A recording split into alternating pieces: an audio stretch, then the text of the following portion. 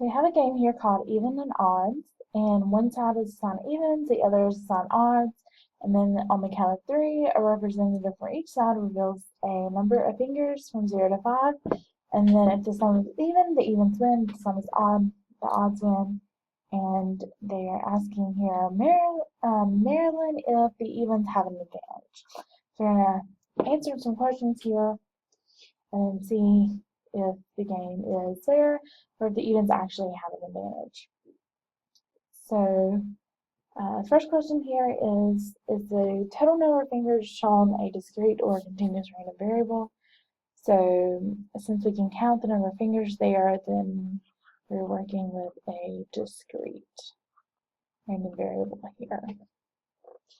So we want to find the probability that both representatives show 0 fingers.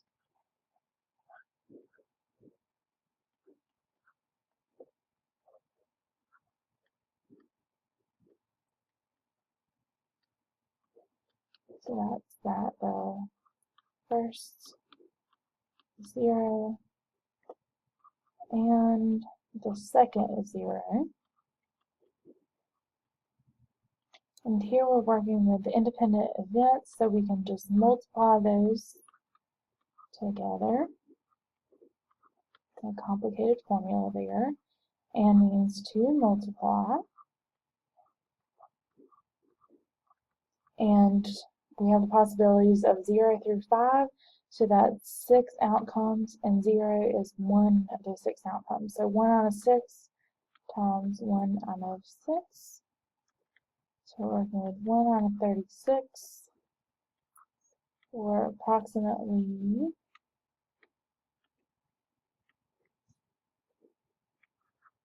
0.0278. And C, we want to find the probability that the total number of fingers shown is not 0. So here we can just use the complement rule and use the previous answer. So we're going to do 1 minus the probability that both are 0. So we're going to do 1 minus 1 over 36.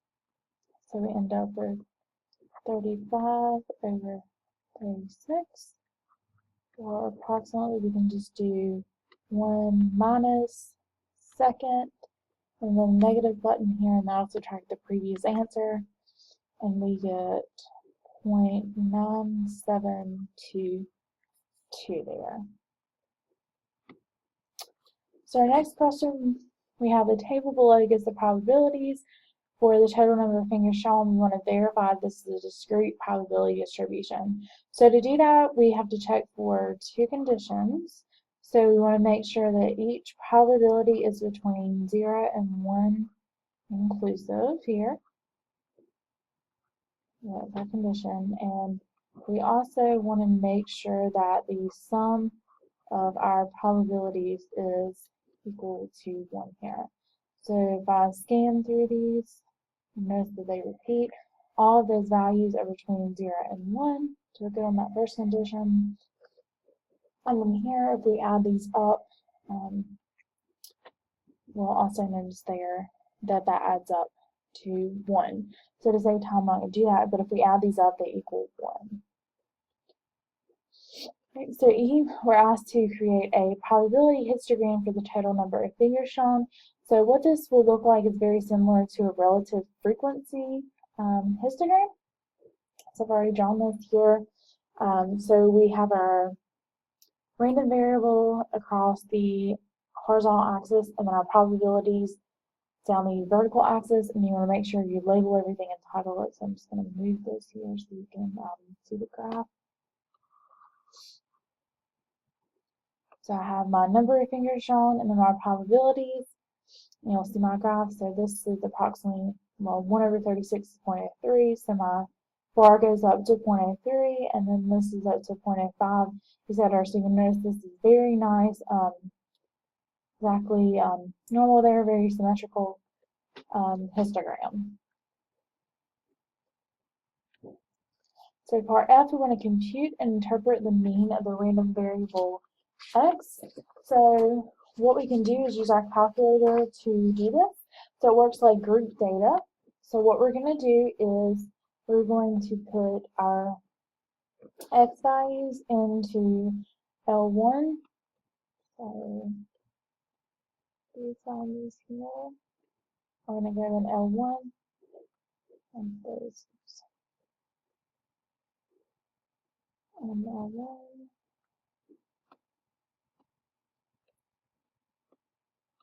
And these are going to go in L2.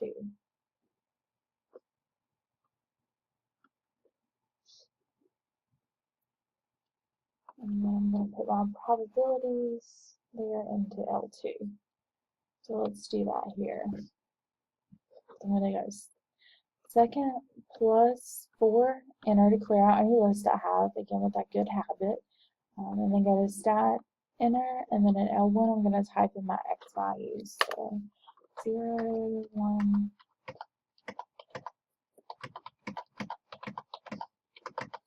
and then I'm going to press over to go to L2, and I'm going to type in my probabilities.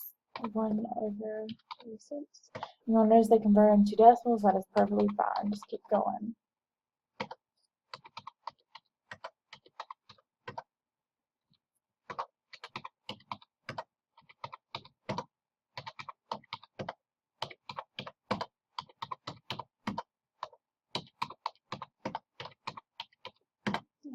So now that I've typed those in, I'm going to do second mode to come out of my list.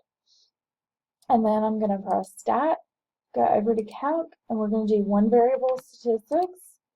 And then I need both of those in there as my inputs. I'm going to do second 1, comma, second 2 to call upon list 1 and list 2. If you have one of the ones that have the menu, your list is going to be L1, your frequency list will be L2, and then you're going to go down to calculate and press enter. I'm going to press enter here, and my mean is going to be X bar. So our mean here is going to be 5. And we actually use a little subscript there of X since we're dealing with a random variable X here to represent that notation. So if we want to interpret this, what we say here is that if you played this game for a very long time, the mean of the observed outcomes will be close to 5.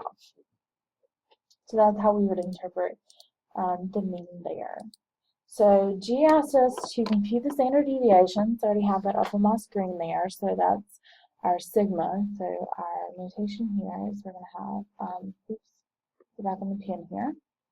So our standard deviation there is going to be sigma sub x, since we're working with a random variable x. And this is going to be approximately 2.415. And now we're going to compute the variance. So remember that variance is equal to our standard deviation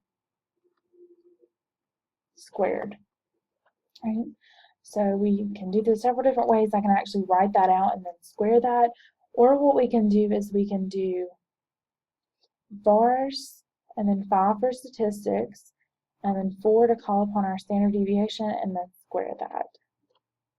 So our variance here, remember, sigma sub x squared is approximately equal to 5.833. Let's move along here. So I asked us to find the probability of getting an even number. So the probability of even, that is the probability that x equals either 0 or x equals 2 or x equals 4 or x equals 6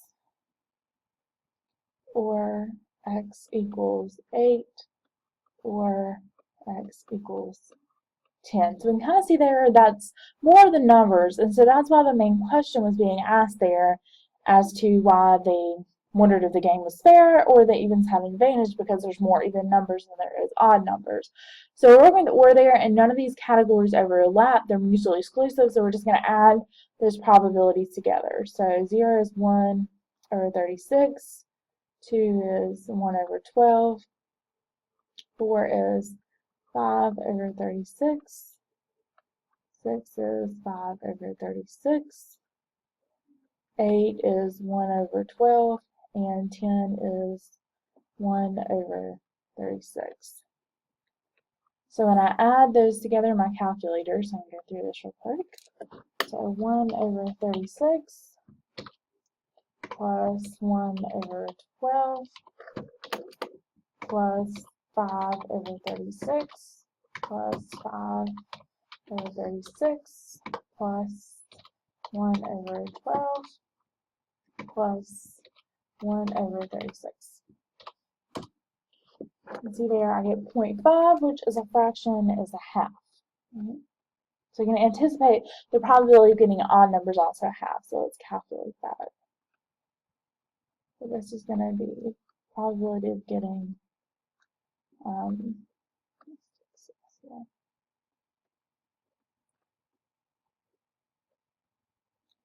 either a 1 or a 3 or a 5 or a 7 or a 9.